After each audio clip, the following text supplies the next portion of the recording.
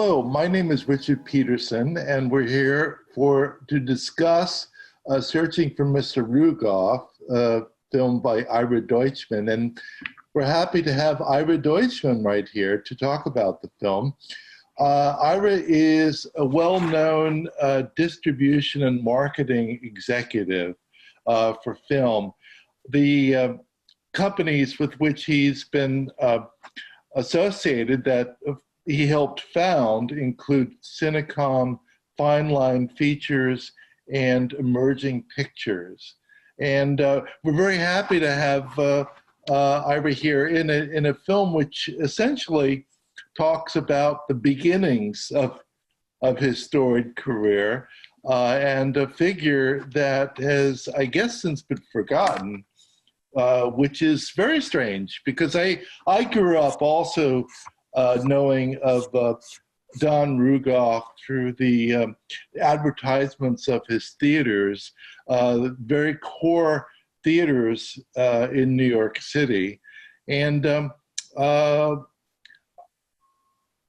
guess I should start by just asking, Ira, you say that Rugoff invented something, and what exactly did he invent?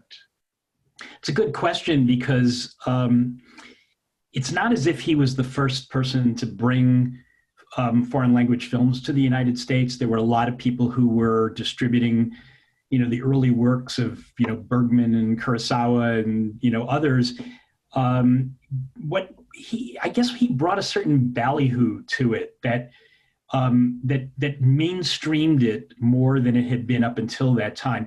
People don't remember anymore that the world of foreign language films and the art film in general, if you go back to the 40s and 50s, was really more of an underground activity. It was like, people's ratty basements or, an Elks Lodge or whatever, that would be kind of, rented out to show 16 millimeter films that would not be shown in your local theaters for the most part. And it was only in the early 60s, late 50s, early 60s, that people started to bring those kinds of movies into what you would call mainstream cinemas. But what Rugoff did was, which predated a lot of things that happened later, is he tried to increase the audience dramatically for those films and treated them like they were really mainstream movies, would sometimes spend way more money than he really should marketing them. And then he had all these incredibly gorgeous theaters, which you saw in the movie, which created an atmosphere that elevated those films to be seen as being more mainstream or more sort of cool. And I think he was responsible for part of the reason why the art film became such a big deal in the 60s and 70s. Some of it had to do with luck, the moment that he was working, which, at the time the studios were going through a malaise, much like they're going through right now, where everything they were doing was rehashing stuff that had been successful earlier and nothing was working and films were getting too expensive. And, they were so worried about the advent of television and the fact that television was going to kill the movies, as if that doesn't sound somewhat familiar now. So, working within that sphere, he became somebody who saw the foreign language film specifically, but also American independence and documentaries as being viable alternatives that would bring people back into movie theaters. And he spent so much effort and so much creativity on it that he was successful at it. Yeah. It's why do you think he was forgotten or has been forgotten? I think part of it was that back in those days, the people who ran movie companies were not celebrities in the way that they've become in more recent years. He never sought out fame for himself. It was hard finding material about him because, it wasn't like he was out there trying to promote himself. He was only interested in promoting the movies and the filmmakers that were associated with those movies. So I think that's part of it. And then part of it is just that he disappeared the way that he did. When he lost control of the company, somebody who I interviewed for the movie, and this particular soundbite didn't make it into the film, said that usually when a powerful person in the movie industry loses their company or loses their job, there's usually a second act or a third act. You know, they come back in some other guise and you know, somehow turn their career into something else. I certainly have done that. And in Rugoff's case, he just literally disappeared. And so, you know, I think people just kind of forgot about him. Yeah, no, it's very striking in the film when I think there's only one moment where you actually play his voice. You know, that there aren't recordings of him. You'd think, you know, obviously with a lot of the people around today, there would be a lot of, I guess, a lot of evidence, you know, that available. But yeah, it's it's curious. Was now like that's an advertising piece that you actually play where it's his voice? Did he actually do the ads, or was that? That was a complete aberration. He would never do stuff like that. He was madly in love with this movie called America at the Movies, which you're not going to find it anywhere because it was done for the bicentennial. The AFI did it. It was a historical documentary telling the history of the United States, but only using movie clips. And Rugoff just loved that movie to the point where he spent way too much money, something he did a lot, but in this particular case, he was just in love with the movie. And so he just decided that he was going to become the spokesperson. And I remember him talking about Charlie Carvel, I think was his name, the guy who, you know, was the spokesperson for Carvel ice cream, and thinking that was going to be his model for what he was going to do. And frankly, that tape would not have existed and that would not have survived if it wasn't for the fact that I kept it. And part of the reason was because I thought it was so hilarious that for years I would pull it out at parties and say, you're not going to believe this, but this is Don Rugoff actually doing a radio spot. And there were like 3 or 4 different versions of that spot that he did, and one was more hilarious than the next. Oh, that's hilarious. Yeah, it's just describe. I assume you were just starting out, so were you just doing anything, or were there particular areas that you worked on? Was it advertising or anything like that? I mean, when I first started working there, it's interesting because I tell part of the story in the movie, but it's not the whole story. You know, when I was in college, much like probably you and a lot of other people that I know who have been in the business a long time, I programmed a college film society. And so I was doing business with all of these distributors by renting films from them to show on campus. So when I graduated, I had no interest in being in the distribution business necessarily. I knew I wanted to be in the film business. And when I found out that there was a job opening at Cinema 5, I ran over there and I got the job the day that I went in. And the initial job was doing the reverse of what I had been doing when I was in college, which is that I was selling films to college campuses. That was what I was first hired to do. But Rugoff had this habit of, you know, because he didn't want to pay people necessarily what they were worth.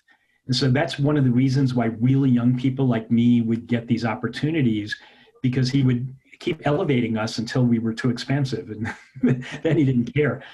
But in the course of about 3.5 years that I worked there, I went from non-theatrical sales to theatrical sales to marketing to co-op advertising, and then for the last 6 or 7 months that I was there, I was in charge of acquisitions. So can you imagine, right out of college, I was learning every single aspect of the movie industry from a guy who was, you know, a genius. He was nuts, but he was a genius. Now, you mentioned that you didn't realize till years later that he had been such an influencer, that his, you know, the work you had done for him had been a big influence on you. Can you pick from your own career Rugoff moments from your own that you know that, oh yeah, this is why I did that, because I learned that from Don Rugoff? Well, again, you know, as I was doing these things, I wasn't thinking about it coming from him.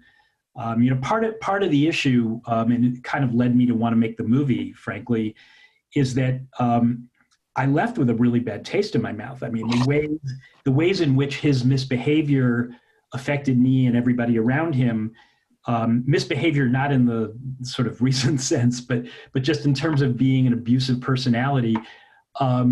You know, like it was not like I thought of him in warm and fuzzy terms. So you know, I kind of put him out of my mind pretty quickly. But you know, I would say that the stuff that I definitely inherited from him was, at its essence, it's a healthy appreciation about how difficult it is to get butts in seats, as we call it in the business, to actually get people motivated to go to the movies. People talk about, you know, oh, it's never been more difficult and Netflix is making it impossible and blah, blah, blah, blah, blah. And of course, coming back from the coronavirus is gonna be difficult. But the truth is, it's always been hard to get people out of their homes and into movie theaters, or at least it has been since the invention of television. So all I can say is that understanding how difficult it is, you sort of think differently about each particular movie you work on. What's the angle? What is it that's going to get attention? What is it that's going to really motivate people to get off their butts and get into the movie theater?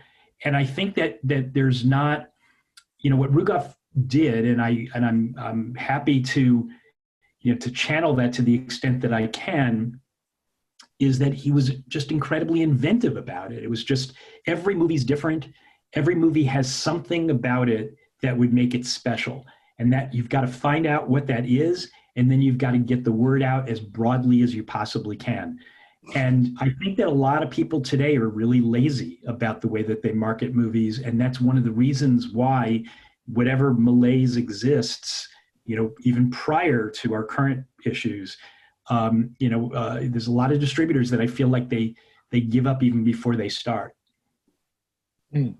Interesting. Yeah, it's I mean, do you think he is just a person of his time, or do you think that he has things to show us today? I think it's cyclical.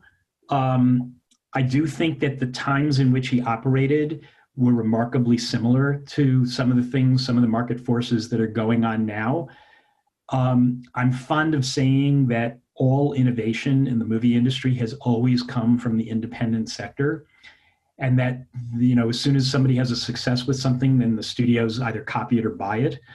And that I think that Rugoff's particular genius was a really good match for that particular moment in time. And I do think there are companies that are operating now that are trying to do similar things. You look at the success of Parasite, and the aggressive way that it was handled in the marketplace, and the fact that they walked away with those Oscars, and it's almost exactly identical to what Rugoff did with Z in its time. And if you translate the numbers, they're not that far off if you consider, you know, inflation. So I do think that that you know, the same kind of aggressive attitude. You're never going to be successful in this business unless you could A, believe you can be successful, and B, take chances. Well, he certainly took a lot of chances with his films. When I just like looking at a list of what he made big successes out of, you know, Z was, of course, one of his, I guess, one of the famous issues. A lot of Lena Wertmuller films, as you bring up in the film, Monty Python and the Holy Grail, but Trash, Warhol's Trash. It's amazing that he made that kind of a success. I think, as you describe it, is. I don't actually know for sure how much of a financial success it was, but it certainly was a success in terms of the amount of attention that it got.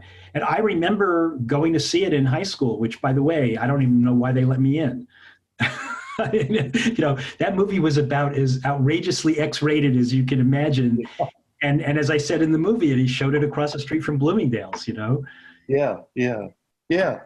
No, it's so that makes me wonder, like, oh, can this be, is it just that time, or is there something that that can be bottled from what he did with that film? But there's certainly many examples that are really striking in the movie.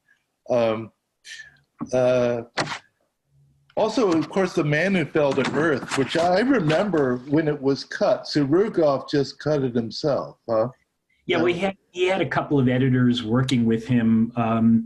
Interestingly, I don't know if you'll know, I'm sure you will actually, because you know everything, but Bob Young, the director. Oh, yes. Yeah, he actually, his brother Irwin Young ran Duart Laboratories in New York and was on the board of Cinema 5. And so Bob Young, who is Irwin's actually older brother, he was a young filmmaker at the time. I think he had made one film that he had co-directed at that moment. And Rugoff hired him to do the recutting of The Man Who Fell to Earth. But they were limited in terms of what they could do because the producers refused to supply any of the underlying negative materials. So it meant that they were cutting a release negative, meaning that they didn't have access to anything for transitions, or I don't want to get too technical, but suffice to say that there wasn't a whole lot they could do other than cut things. And my recollection of the movie, a contemporaneous recollection, because I was working there at the time that all that was going on, is that the movie was no less comprehensible, no more comprehensible, but it had the advantage of just being shorter. I think I actually went to see it twice. I went to see, I guess the first time was Rugoff's cut, and then whenever they said, oh, the director's cut or handled that. Yeah. It's amazing. Are there other instances of him recutting films like that? No, the only other movie that I think he made noises about potentially wanting to recut was Jabberwocky. But ultimately he didn't even really do anything with it. He just instead of cutting the movie, he just decided to pretend it was a different movie than it was, and release it as if it was a Monty Python film. Yeah. Well, I like the part where you're talking about how you're waiting to get the cease and desist order about using the Python name, and how long can we use it before we have to act on this order? Yeah. That was certainly a very early lesson to me about what you can get away with. Right. That's true. Yeah. So how do you think,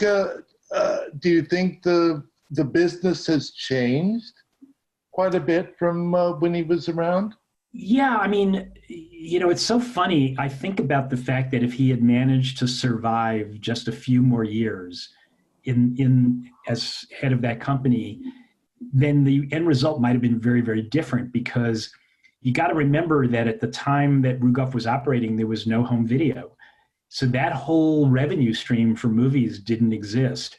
So he had to survive and rise and fall on the success in theaters of these movies. There was no other way to make money, except for one area, which used to be bigger than it is, and that's the non-theatrical area, the area I started with, because a lot of those movies would do very well on college campuses, even if they didn't do well in the movie theaters. And that was the way that distributors in those days would cover their losses, if it turns out that, not necessarily cover their losses, but cover part of their losses if the film didn't do well in theaters. But yeah, so fundamentally, the minute that home video became a big business, when VHS cassettes were being rented and then sold, and then DVDs, and now with streaming, those are all like huge revenue streams that did not exist back when Rugoff was doing business. So one wonders what might have happened if he had survived a little longer, because home video began only 3 or 4 years after Rugoff was kicked out of his company. Yeah. Oh. Yeah. So how do you how else do you think the business has changed? I mean, other than that, you know, the studios have, you know, their business model has more and more turned toward this kind of blockbuster mentality. They don't make the movies that are kind of mid-range, prestigious films that they used to, which is one of the reasons why in the, you know, the 90s, 80s and 90s, the independents became a big deal again. You know, I talked a few minutes ago about how cyclical the business is. Mm-hmm. So yeah, I mean, you know, the funniest thing to me is that I listen, you know, having been through many of these cycles in my life already, mm-hmm. I listen to younger people in the industry who bemoan this thing that's no longer as great as it used to be, or that thing that isn't working anymore, or whatever. And I feel like I've heard it all before. I feel like, you know, it's like, well, welcome to the club. I mean, you know, the movie business is this kind of a thing. And, you know, and I'm convinced that it'll continue to be like that. They've been talking about the film industry dying from the moment it started. And it still hasn't happened somehow. So all I can say is that, you know, when people say how have things changed, it's really the more interesting question is how are things the same? And they are really, you know, even though there are things that are different about it, ultimately, it's not that different. Yeah.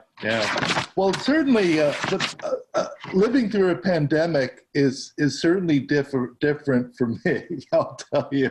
Well, that's true, but keep in mind that the film business survived the first pandemic. I was doing some research for class the other day and found some Variety articles about the 1918-1919 pandemic, and with photographs of people in movie theaters wearing masks and, you know, talking about all the business that was lost when there was a nationwide shutdown for 6 months, which is approximately how long the nationwide shutdown was this time around. You know, so yeah, we survived once. Yeah. Oh, definite. If there's anything else you would like to add to it, I wonder, you know, are you or the members of the audience, since you're standing in for them, at all curious about process? Because you know, the genesis of the movie is kind of interesting. I didn't really know I was making a movie when I started doing it. I was, you know, for years and years and years, I was talking to, you know, people who I'd run into, including you now and then at film festivals, and telling stories of, you know, over a couple of drinks about this crazy guy I used to work for. And then I suddenly realized that nobody remembered him anymore, which kind of shocked me. And that's when it started ruminating around in my head that, you know, there's a story here that needs to be told. But even then, I didn't think I was making a movie. I thought, you know, maybe I'll do an oral history of that era. You know, there are still some people around who were alive during that time, and maybe I should get them on tape before they're not around anymore. And so initially, I just grabbed a camera and started doing interviews with people in reverse age order, you know, like I was going for the oldest people, you know, hoping that I would get them on tape before they disappeared on me. And there are some people in the movie who have passed away since then. But in any case, it was only in interviewing a few people when Rugoff's name kept coming up that I went, you know what, maybe he is the story. And that's when I started getting serious about it and thinking, you know, let's try to make this happen. And so the first trip I made was to Martha's Vineyard. That was the first stuff that I specifically shot for the movie. So when I went there, I really didn't know a lot of the stuff that I ended up discovering. And his family were among the last people that I managed to get to. And they, of course, shed a lot of light on things that I had no idea about. But they were amazingly helpful, cooperative. I wasn't sure how they would respond because I knew that I wanted to tell the story warts and all. And it turns out they're very happy with the film, I'm pleased to say. Mhm. I think Evangeline, his ex-wife, she was just amazing, both in person and in the movie. And I hate to inform the audience of this, but she just passed away last month. Oh. But she was in her 90s. She had a really wonderful, full life, and has two wonderful sons, as you saw in the movie. Yeah, I mean, so I never knew for sure that it was going to add up to anything other than some odyssey of mine. When I introduce the movie, sometimes at festivals, I say that, for some of you, this is going to be a nostalgia trip. For some of you, this is going to be a history lesson. And for me, it was like an exorcism. I had to get Rugoff out of my system. Right, yeah. Well, that's terrific. Well, it comes across in film, definitely. And it's definitely something, he's definitely a figure to contend with. And, as I said, he was, and I probably haven't given thought to this before, but I think he was definitely contributed to my notion of what an art film could be. And, because I remember going to those theaters and standing in line in front of those theaters, in the very distinctive theaters, and having, I'm always waiting for something special. There's always, anticipation of something special.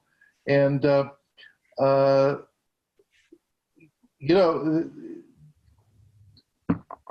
it was definitely striking, something I remembered. I don't know if at the time I could process exactly why I was there seeing this particular film, but, as I said, he got me to see many films, including trash and including ones you wouldn't necessarily expect to be playing at a mainstream theater like that.